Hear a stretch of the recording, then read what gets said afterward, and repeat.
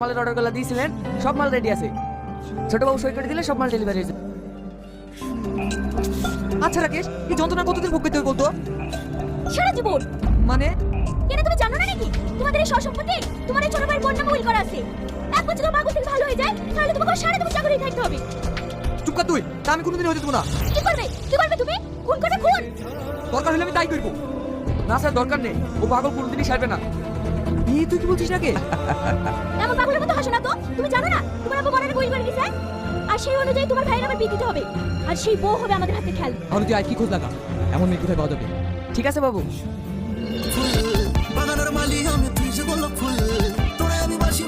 রাকেশ, তুমি এগুলো রাস্তাঘাটে ডান্স করে টাকার জন্য? হ্যাঁ বাবু, মানুষ টাকার জন্য সবকিছু করতে পারে। রাকেশ, মেয়েটাকে একটু ডাকতো। এই মেয়ে, শোনো। হ্যাঁ বলেন। তুমি নাচতে তো ভালোই পারো, অভিনয় করতে পারো? অভিনয়? আমি অভিনয় করতে পারবো না। বলেন বাবু, কি অভিনয় করতে হবে? বউ সাজতে হবে। আমাকে বসাতে হবে? হ্যাঁ।